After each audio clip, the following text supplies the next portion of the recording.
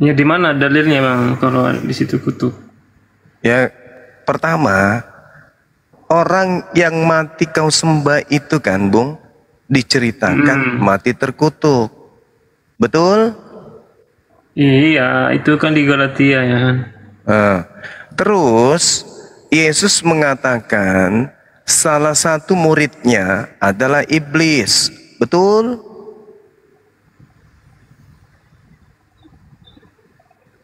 Salah Benar satu gak? adalah iblis si Yudas. Nah, Yudas. Sedangkan Yudas itu makan suap. Betul? Betul. Nah, menurut kitabnya orang Yahudi, orang yang makan suap itu adalah orang fasik. Betul? Iya, orang fasik. Orang yang fasik dan makan suap itu adalah orang yang terkutuk. Betul? Orang fasik. Itu di mana dalilnya tuh? Coba di Ulangan 27 nomor 26. Coba. Ulangan 27 26. 26 ya. Iya. Oke, terkutuk yang melanggar Taurat, ya benar. Jadi yang mati terkutuk di atas tiang salib siapa? Di Galatia saya bacakan ya. Ya. Galatia 3 ayat yang ke-13 ya. Kristus telah menebus kita dari hukum Taurat dengan jalan menjadi kutuk karena kita, sebab ada tertulis terkutuklah orang yang digantung pada kayu salib. Ya, dia menjadi jalan dengan jalan menjadi kutuk karena kita. Artinya Yesus yang menggantikan kutuk itu, seharusnya kita yang dikutuk tapi Yesus yang menanggungnya gitu bang. Oke, sekarang ulangan 27 nomor 26 ini Kristen masuk nggak di sini? Ulangan berapa?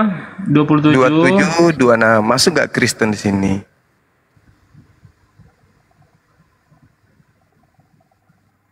Ya kalau melanggar peraturan dari Taurat ya termasuk. Yang jujur dong, masuk nggak Kristen di sini nih? Terkutuklah orang yang tidak menepati perkataan hukum Taurat ini dengan perbuatan. Masuk nggak Kristen di sini? Kalau Kristen ya mengasihi Allah dan mengasihi sesama, ya itu termasuk dalam situ sudah. Gimana ceritanya? Pertanyaannya apa nih bang? Langsung Pertanyaannya, terkutuklah orang yang tidak menepati perkataan di dalam hukum Taurat. Sedangkan Paulus mengajarkan bahwasanya Yesus ya mati terkutuk untuk membatalkan Taurat. Iya benar, itu benar. Nah, itu. Berarti Kristen ini adalah komplotan orang-orang terkutuk. Ya kan udah ditebus Yesus kan, selesai. Itu kalau betul. Ya emang kalau benar. tidak, oke ya. Nah sekarang tolong tunjukkan dosa apa yang Yesus lakukan sampai dia harus mati tergantung secara terkutuk. Ya itu kan dia memang ditugaskannya untuk menjadi penebus ya.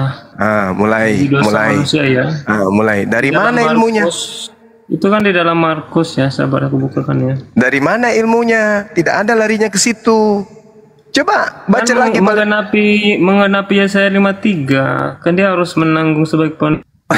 Nggak ada hubungannya itu, nggak ada hubungannya. Sekarang ya, Anda kan baca Galatia 3. Iman kita yang menghubungkan ke sana. Iya, imani saja makanya kan. Coba Galatia 3 tadi, Galatia 3 nomor 13, ada nggak hubungannya dengan Yesaya 53? Coba baca pelan-pelan.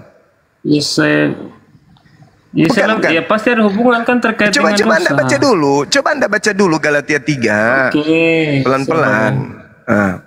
Dia setelah menebus kita dari kutuk hukum Taurat dengan jalan menjadi kutuk karena kita sebab terkutuklah orang. Ada nggak tertulis terkutuklah orang yang mati di atas tiang salib di Yesaya 53? Oh, nggak harus kayak gitu. Loh, sebab ada tertulis. Di mana tertulisnya? Kan dikutipkan dari Ulangan 21-23 itu kan. Nah itu dia. Nah sekarang parah kalau lari ke sana. Sekarang dosa apa yang dilakukan oleh Yesus yang setara dengan hukuman mati? Harus kamu jawab, Bung.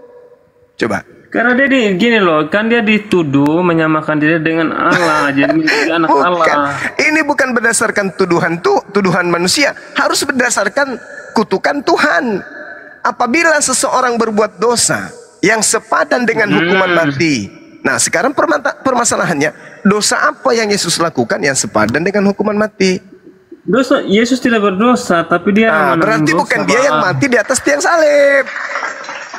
Loh, karena dia dituduh, Bang, dituduh. Karena dia coba Anda baca Galatia tadi, Galatia 3 tadi itu karena tuduhan atau karena memang ada tertulis?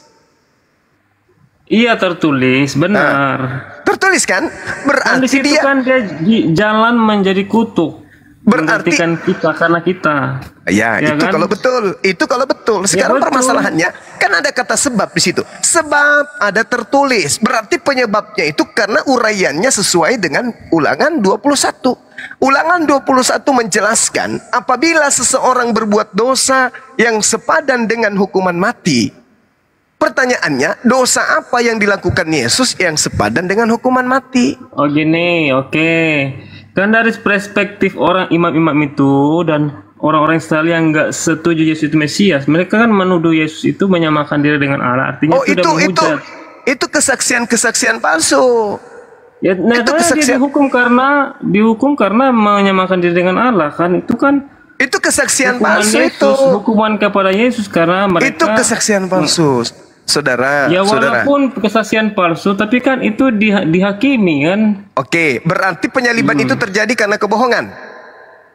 Ya itu kan dari pandangan mereka yang nggak percaya Yesus Mesias. Enggak, ya, saya tanya Kristen yang tahu Bible. Bukan dari pandangan Yesus. Yesus bisa membantah, tapi enggak, saya tanya dari perspektif Kristen. Kan, dari pemahaman saudara sebagai Kristen, Yesus ini disalib karena kebohongan-kebohongan orang Yahudi, atau karena Tuhan yang menginginkan, atau karena memang dia ini adalah pendosa yang setara dengan hukuman mati? Mana yang betul? Karena Tuhan merencanakan untuk menembus dosa sesuai dengan Yesaya 53 menubuat. Tidak ada di situ tertulis, tidak ada hubungannya. Dengan cara mereka menuduh. Inilah yang saya katakan tadi, orang Kristen memuluskan perjalanan makhluk yang datang mengaku Yesus ini dengan membawa-bawa kitabnya Yahudi. Yahudi mana? Bang, saya tanya sama saudara. Di situ ada imam kepala, di situ ada mahkamah agama, di situ ada ahli Taurat, di situ ada orang Farisi. Ahli Taurat loh yang hadir di situ. Ya. Ahli Taurat. Kalau sudah ahli Taurat, jangan Anda ajarkan lagi di situ ada Yesaya, di situ ada Yeremia. Jangan ajarin. Ini sudah mahkamah agama. Dia adalah posisi tertinggi pemahamannya terhadap kitabnya orang Yahudi. Tapi tidak menjadikan kitab Yesaya itu sebagai nubuah. Malah mereka melakukan kesaksian-kesaksian bohongan. Gini Bang, karena mereka tuh nggak percaya Yesus itu Mesias. Mereka tuh nggak percaya Yesaya 53 itu sebagai nubuat Mesias. Ya wajar saja mereka menghukum Yesus karena mereka nggak percaya gitu loh. Terus kenapa Yesus kemudian ini dikatakan sebab ada tertulis? Itu kan menggenapi bahwa orang yang disalib itu memang terkutuk, tapi Yesus itu menjadi kutuk menggantikan kita karena dia disalib itu. Nggak nyambung ini, nggak nyambung Bang. Lah kan abang bilang tadi yang terkutuk. Iya, yang tertulis ini harusnya kalau Anda mengatakan bahwa tertulisnya di Ulangan 21, maka patokannya Ulangan 21 dong. Jangan lari ke Yeremia 53. Semua berkaitan, Bang. Ya sudah, kalau berkaitan berarti ada dosa yang dilakukan oleh Yesus yang sepadan dengan hukuman mati. Ya kan tadi itu dia menyamakan diri dengan Allah, artinya itu kan sudah hukuman itu Bang, itu sudah salah. Di mana dalilnya dia menyamakan?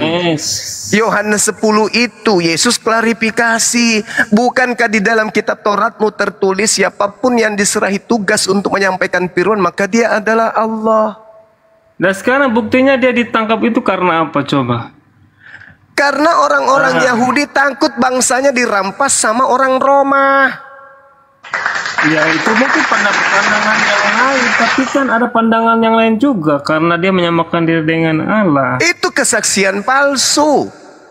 La Ya haula wala walaupun quwata. kita kan kesaksian palsu, tapi kan ada kesaksian yang bisa memberatkan dia juga kan. Ini selesaikan dulu ini, jangan melebar dulu. Selesaikan dulu Ulangan 21. Apabila seseorang berbuat dosa yang sepadan dengan hukuman mati, lalu kau hukum dia dengan hukuman mati, kemudian kau gantung pada sebuah tiang. Pertanyaan saya, dosa apa yang dilakukan Yesus yang sepadan dengan hukuman mati? Dosa apa? Nggak ada, tapi dia dituduh. Tuduhan itu yang memberatkan dia. Tidak ada, berarti Yesus tidak memenuhi syarat untuk menjadi korban di atas tiang salib. Karena dia tidak memiliki dosa yang sepadan dengan hukuman mati. Iya, dari pandangan kita dia nggak salah, tapi dari pandangan mereka yang menuduh itu dia salah. Nah, sekarang dalam pandangan Tuhan, boleh nggak membunuh orang yang tidak ada alasan untuk dibunuh? Boleh nggak? Oh, nggak boleh, tetapi dalam rencana keselamatan. Berarti membunuh Yesus itu mendatangkan dosa atau menghapuskan dosa? Menghapus dosa. Dari mana ilmunya? Mendatang dosa itu dari ada dosa kan sudah ada sebelum Yesus ada dosa. Nah, itu masuk lagi ke ajaran Romawi tuh. Ini Yesus sekarang begini, Anda telah menjawab bahwasanya membunuh Yesus itu tidak memenuhi syarat kan? Benar? Dari pandangan kita yang percaya Yesus itu kalau pandangan Tuhan membunuh Yesus itu dosa atau bukan? Kalau dari pandangan Tuhan, memang dia nggak salah. Sekarang saya tanya, jangan melilit lidah kayak Paulus.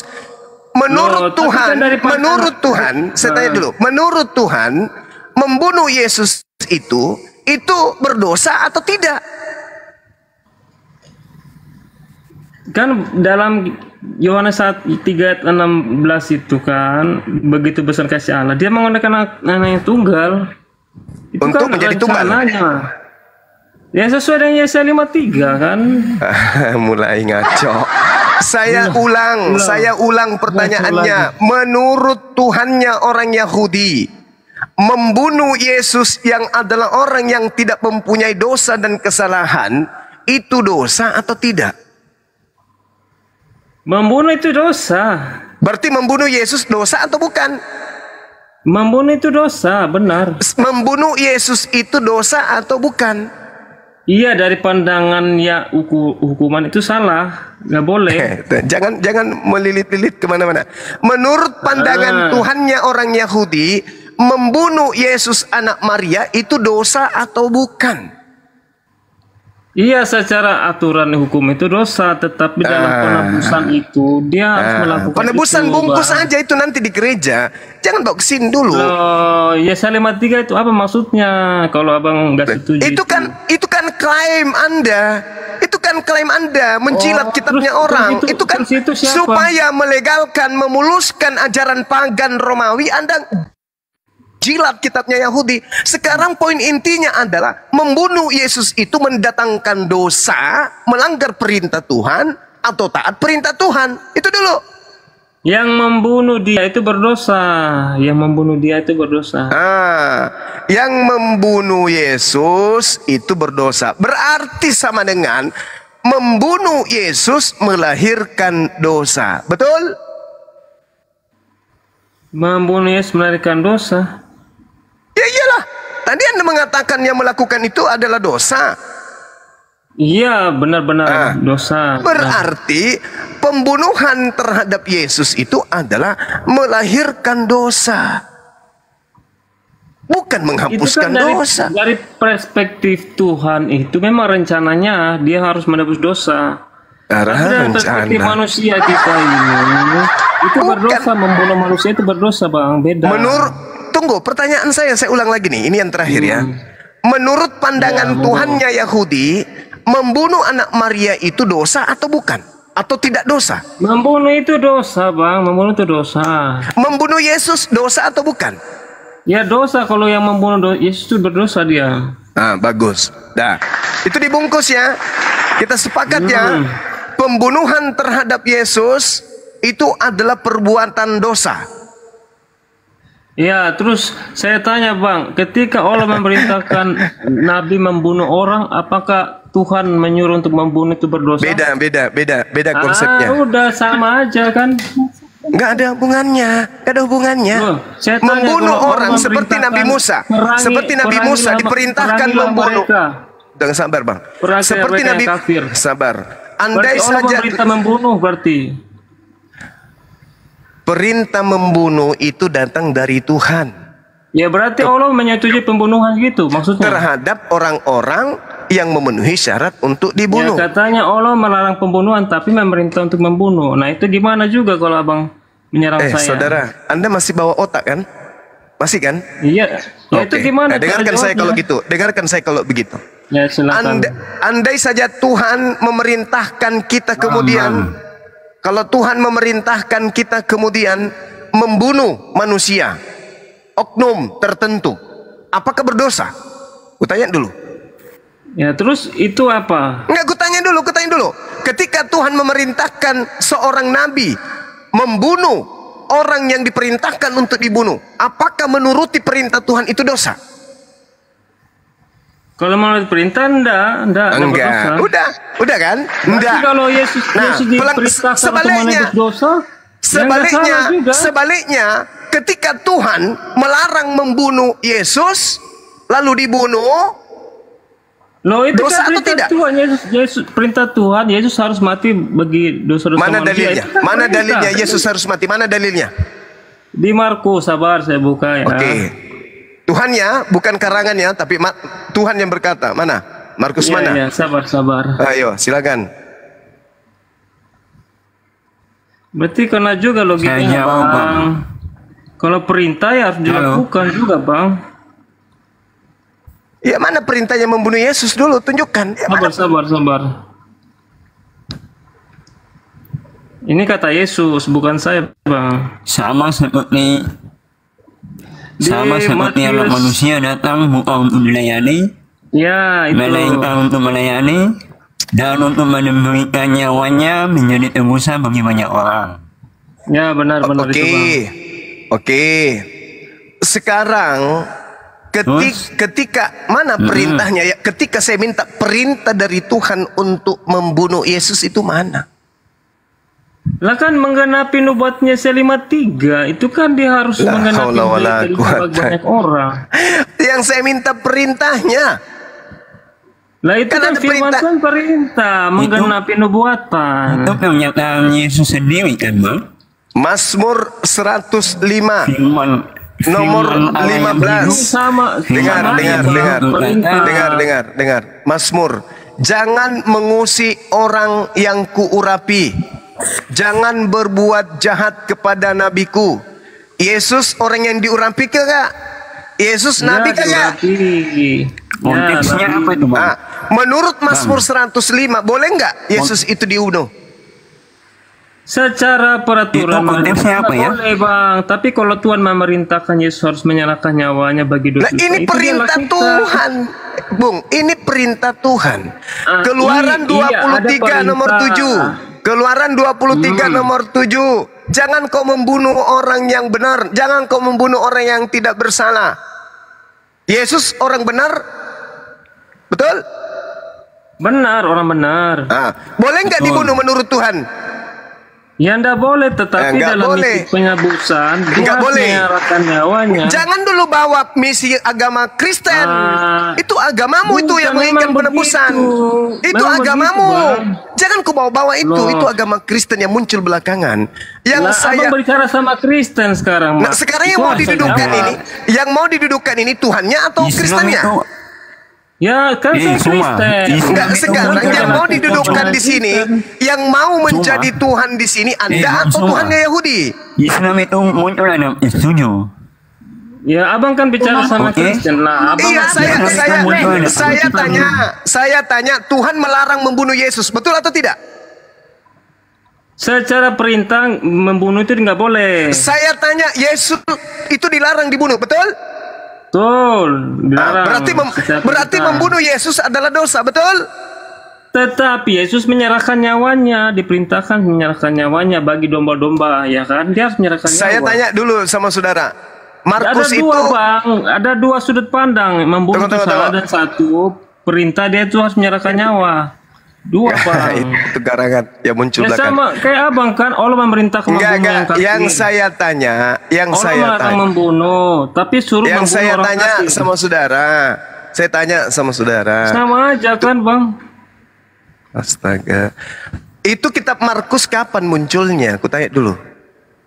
Iya, udah itu sejarah. Nanti kan di balik layar lagi kita belajar lagi.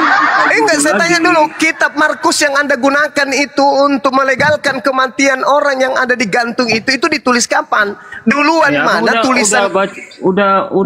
Tunggu. Duluan mana kitab Markus? Udah pakai. Ini turunkan aja deh ini, Om. Gak bisa diskusi deh. Abang udah lari-lari nih. Udah turun. Anda nggak bisa diskusi parah. soalnya. Iya, parah emang. Kamu mengarang kitab karangan kau pakai untuk mengimani penyaliban, itu susah. Jadi Markus itu ditulis tahun 60-an sampai Mik Anda rusak, Bang, perbaiki dulu. Ini kalau kita melihat kitab Markus itu Mik rusak apa? Mikmu rusak, bos. Perbaiki, kita nggak tahu apa yang ku ngomong. Tapi giliran anjing bagus. Yang lainnya nggak putus-putus. Perbaiki dulu. Cek. Jadi Cek. nah, itu Cek, bagus. cek. Iya, udah bagus. Gantian ya, saya dulu. Nah, Jadi Markus itu, lanjut. iya, Markus itu ditulis tahun 60-an sampai diperkirakan sampai 130-an. Baru kemudian Markus itu ada. Berarti Markus ini ditulis sesuai pesanan. Sedangkan yang terjadi ini adalah penyaliban terhadap Buktinya apa, Bang? Bukti apa? Bukti apa? Pesanan. Loh. Pesanan. Buktinya Yesus tahu nggak kitab Markus itu? Bukti pesanan itu apa? Enggak, saya tanya dulu. Yesus tahu nggak Markus itu? Yesus tahu nggak kitab jawab Markus? dulu, jawab. Bukti pesanan itu apa? Bukti pesanannya karena Yesus tidak pernah mengenal buku Markus. Buktinya mana? Dia ditulis tahun 60-an sampai tahun 130-an diperkirakan seperti itu. Yesus hanya hidup sampai usia 33 tahun. Yang kau bilang, Yesus bilang tidak ada kitab Markus itu di mana? Pada zaman Yesus hidup, buku Markus itu belum dikarang. Paham? Yang tadi kamu bilang, Yesus bilang belum ada kitab Markus itu di mana? Pada saat Yesus hidup, kitab Markus itu belum ada. Enggak, itu opinimu. Yang jadi menurutmu kitab Markus itu kapan? Mana? Jadi menurutmu kitab Markus itu kapan? Pesanan itu faktanya mana? Mic-mu perbaiki dulu, bos. Kita nggak bagus mendengar. Kalah. Belum bisa. Mic-mu perbaiki. Mic. Tes dulu, tes. Saya turunin aja, ini kayaknya nggak pantas dia. Fakta. Dulu nak, mohon maaf ya, saya turunin, saya skip ya. Tes. Nggak pantas dia. Ngotot aja, nggak ada ilmu. Iya. Udah dibilang Markus itu belum ada pada saat Yesus hidup. Nah, karena Markus itu kitabnya orang Romawi, supaya dianggap Yesus ini adalah penebusan dosa, ya dibuatlah kayak gitu-gitu, sesuai dengan selera. Sedangkan Assalamualaikum Bang Juma. Waalaikumsalam. Sedangkan firman Tuhannya kan, menurut saudara firman Tuhan itu perjanjian lama. Jangan kau membunuh orang yang benar. Berarti membunuh Yesus itu pelanggaran, itu adalah dosa. Membunuh karena berdosa karena melanggar hukum Tuhan. Makanya saya katakan kalian itu terkutuk. Kan udah aku bilang tadi kan, kalau masuk Islam itu mu'alaf, itu karena apa, hidayah. Katanya masuk Kristen anugerah. Enggak, masuk Kristen itu karena kutuk. Dalilnya ada.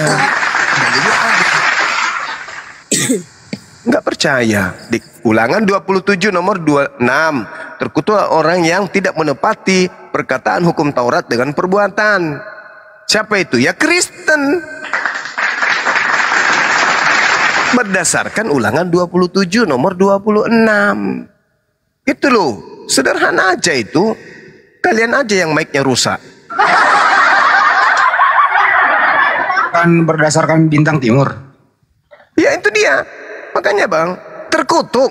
Orang bintang timur itu kan dikutuk. Makanya orang situ ada kutuk kan. Sederhana kok itu. Andai saya teman-teman ini mau mikir. Tadi sudah diakui. Pembunuhan terhadap Yesus itu berdosa atau tidak? Berdosa. Tapi dalam kurung yang melakukan. Lalu kalian yang mengimani? Sama halnya. Mencuri itu berdosa atau tidak? Berdosa. Tapi kalian yang makan hasil curian itu. Jangan kau mencuri. Jangan katanya. Jangan. Tidak boleh mencuri itu. Tapi kalau ada yang kau curi bawa ke rumah ya. Parah kalian ini. Berdosa membunuh. Bagi yang membunuh. Tapi kami yang mengimani pembunuhan itu amal. Apa? Surga. Keselamatan. Rusak memang. Memang rusak. Mencuri dosa. Dosa. Tapi kalau kalian mencuri terus hasil curianmu kau bawa ke rumahku. Enggak.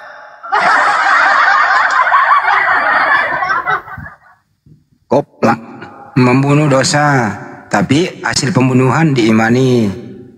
Iya, hasil pembunuhan. Orang melakukan pencurian. Pencurian itu berdosa.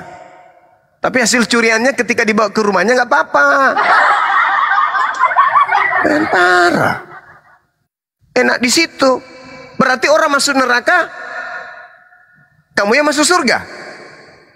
Harusnya mereka yang membunuh Yesus, kalau itu mendatangkan kebaikan untuk kalian pembunuhan itu, maka mereka harus lebih dulu menjadi raja di surga. Bayangkan, pembunuhan bukan merupakan dosa, tapi pembunuhan merupakan amal baik. Apa buktinya? Miliaran orang masuk surga gara-gara pembunuhan itu. Berarti pembunuh-pembunuh Yesus ini adalah pahlawan. Mereka adalah orang yang paling banyak pahalanya, paling banyak kebaikannya. Maka kalau kalian yang mengimani pembunuhan itu masuk surga, apalagi mereka yang membunuh, termasuk setan. Kan sudah pernah saya katakan, kalau penyaliban itu adalah simbol keselamatan, maka kalian harus mengucapkan selamat atas iblis, karena iblis telah menyelamatkan orang-orang Kristen sehingga Kristen bisa masuk ke surga. Dengan demikian, Kristen ini adalah pahlawan.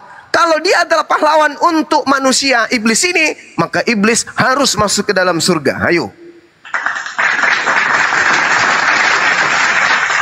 Pahlawan kan? Berkat iblis, orang-orang Kristen bisa selamat. Coba kalau tidak ada penyaliban. Bisa nggak penebusan dosa? Nggak bisa. Berarti Kristen harus hormat patah-patah kepada bintang timur. Siap komandan. Nah, begitu. Ya betul bang. Ya betul. Pasti itu betul. Kalau pakai akal. Tapi kalau pakai dogma, Bang Suma sama salah. Coba pada saat penangkapan Yesus misalnya, atau pada saat Yesus penginjilan, iblis semuanya tidur. Ada nggak penyaliban? Nggak ada. Kenapa nggak ada penyaliban? Karena imam kepala tidak mungkin berdusta. Mahkamah agama tidak mungkin melakukan tipu muslihat. Apalagi orang-orang Farisi tidak mungkin kemudian melakukan kesaksian-kesaksian palsu. Apalagi Yudas tidak mungkin kerasukan setan. Kalau demikian tidak mungkin ada pengkhianatan. Kalau demikian tidak mungkin ada penangkapan. Kalau demikian tidak mungkin ada penyaliban. Kalau begitu tidak ada penebusan dosa. Berarti kalian harus mengucapkan terima kasih banyak bos. Gara-gara engkau bos bintang timur sampai kami diselamatkan. Harus kayak gitu. Makanya Yesus mengatakan iblislah yang menjadi bapakmu. Dan kamu mau melakukan keinginan-keinginan bapakmu itu. Jadi harusnya bagaimana Bang Suma? Seharusnya kalian mengimani pembunuhan terhadap orang yang benar itu adalah dosa, bukan penebusan dosa. Maka satu-satunya solusi yang mati di atas tiang salib itu bukan orang benar, Tapi memang orang terkutuk. Nah, siapa orang terkutuknya? Bukan Yesus.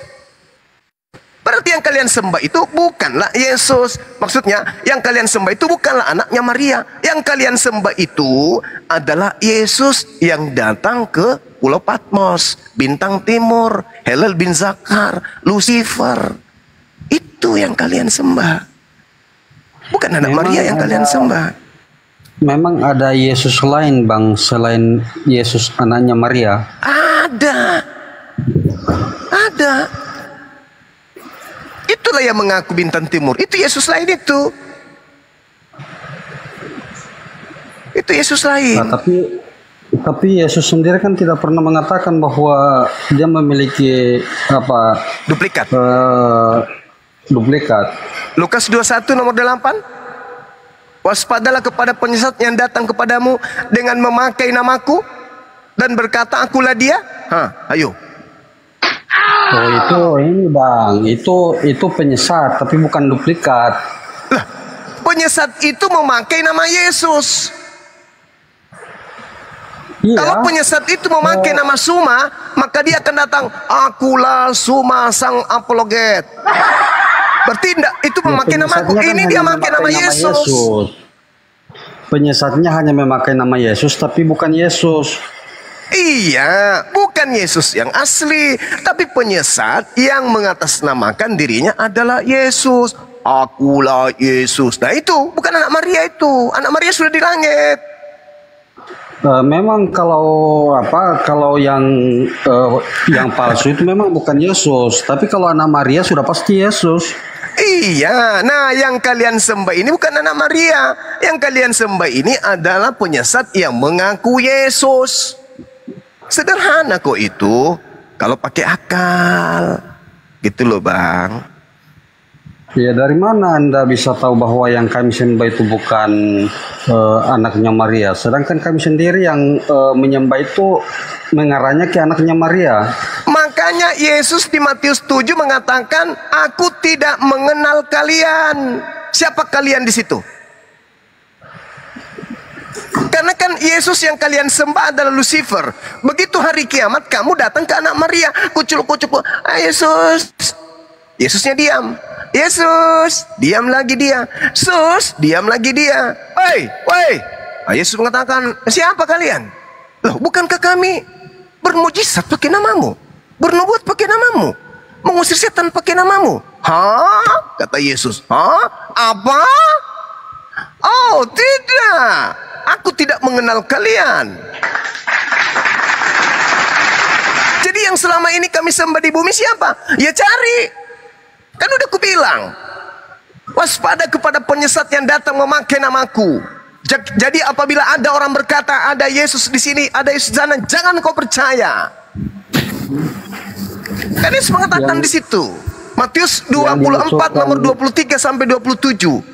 Camkanlah, aku telah mengatakannya terlebih dahulu. Bukan orang Kristen, Bang. Yang dimaksudkan Yesus di situ adalah orang yang bernubuat nabi nama Yesus untuk melakukan kejahatan. Itu nabi palsu. Alamak, pandai kali lah melilit Kristen baik-baik kok. Masa ada yang siapa begitu? Orang yang mau sebodoh dan setololnya seperti angan-angan Anda itu mengusir setan pakai nama Tuhanmu? Siapa? Ada Bang. Siapa? Siapa? Siapa? Sementara di sekelilingmu segereja manggil Yesus Tuhan, kau cari di tempat yang tidak ada. Kan lucu ente. Bang. Yang dimaksudkan di situ orang yang teriak-teriak pakai nama Tuhan. Allahu Akbar, ternyata bom meledak. Gimana itu, Bang? Sakit hati ya? Iya, seperti itu. Itu yang dimaksudkan. Itu yang dimaksudkan oleh firman itu, Bang. Jadi orang menggunakan nama Tuhan. Jadi Anda sudah mengakui. Jadi Anda sudah mengakui bahwa berarti Anda sudah mengakui bahwasanya yang mengebom itu panggilan Tuhan kepada Yesus. Cuman pura-pura aja bilang Allahu Akbar. Hah? Yang dimaksudkan Yesus di situ, orang-orang yang akan ditolak Yesus adalah orang-orang yang melakukan mengatasnamakan Tuhan terus membunuh sesamanya, itu Bang, yang akan ditolak oleh Yesus. Sakit hati nih Enggak bang. Kalau sakit kami hati, sudah pasti kami akan membalas, sakit Bang. hati aja, jangan membabi buta. Jangan karena Ya, kan kita sakit bicara sesuai hati fakta, Bang. diusir sama anak Maria, lantas membuta babi, menuduh begini, Bang. umat lain. Agama mana bang yang membunuh sesama mengatasnamakan agama? Tak ada di situ membunuh, di situ mengusir setan dalam nama Sekarang kan Yesus kenyataan, Bang. itu Orang yang teriak, Allahu Akbar, Allahu Akbar, ternyata diusir. membunuh sesamanya. Bagaimana itu Ternyata bang? Tolong memang jelaskan. sakit, kebenaran terungkap. Asumsi pun jalan Loh, untuk itu bukan asumsi, menutupin Bang. Kalau kesalahan. itu bukan sebuah kebenaran, tidak mungkin orangnya pada ditangkap bang. Kebenaran itu pahit, nyembah anak Tante Maria, tapi ternyata ditolak, endingnya pengusiran. Syalalalala. Ayo yang lain. Pas Ini yang lain. Regway sama Aneta. Putus asa itu. Host kenapa ditendang host? Dia host. Enggak ditendang, dia turun sendiri. Oh masa? Itu sudah tidak berdaya itu, udah nggak bisa lagi Nggak membantah. nyambung. Debatnya Nggak nggak nyambung, nyambung. saya Bang, turunin. dia lagi- Apa dia yang lagi-